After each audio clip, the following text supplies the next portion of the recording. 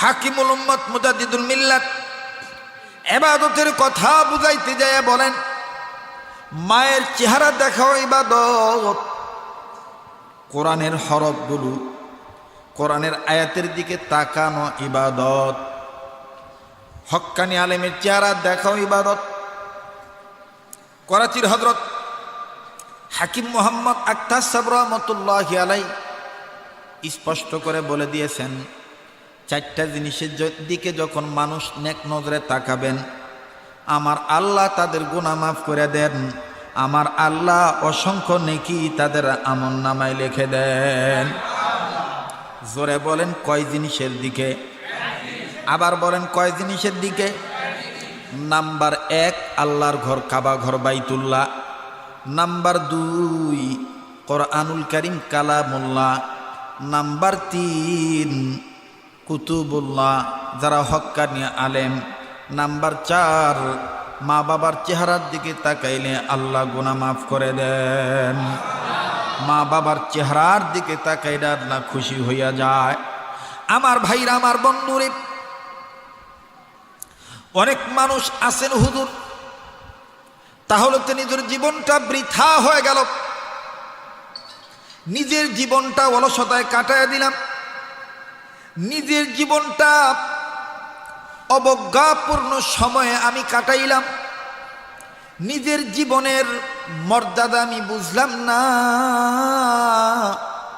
হুজুর তাইলে কি আমি আর কোনো পথের দিশা পাব না? হুজুর আমি কোরআন পড়ি নাই, আমি কোরআন পড়তে পারি না। এই কথাটা দিলের কান লাগায় শোনেন, হতে পারে এই এতটুকুন কথার দ্বারা আল্লাহ পাক আমাকে আপনাকে হেদায়েত দিতে পারে। আল্লাহর একজন ওলি বলেন, কোরআনের দিকে তাকাইলো মহান আল্লাহ মাফ করে দেন। আল্লাহু আকবার।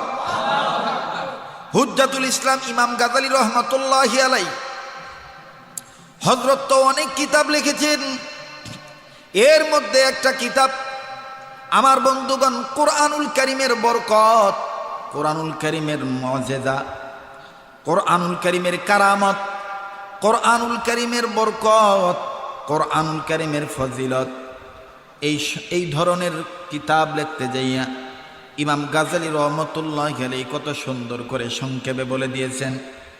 আজকে আমরা যারা ভ্যান চালাই, রিক্সা চালাই, আজকে যারা আমরা গরিব মানুষ, আজকে যারা আমরা ছোটবেলায় কোরআন পড়তে পারি নাই, এখন 5 ওয়াক্ত নামাজ পড়ি, কিন্তু ইমাম সাহেবের তেলাওয়াত শোনার পরে মনে মনে আক্ষেপ জাগে, হায়রে হায়রে কপাল মন্দ, চোখ থাকিতে হয়ে গেছি অন্ধ, যার কারণে আমার জন্য শিক্ষার দরজা বন্ধ। না না না, শিক্ষার দরজা আপনার জন্য বন্ধ হয় নাই। ইমাম গাজালি রহমতুল্লাহি আলাইহি লেখেন, কোরআনুল কারীমের দিকে তাকাইলো মহান আল্লাহ মাফ করে দেয়, কোরআনুল কারীমের দিকে তাকাইলো আল্লাহ পাক কবরের আযাব বন্ধ করে দিয়ে কবরটা জান্নাত বানায় দেন। জোরে বলেন না সুবহানাল্লাহ।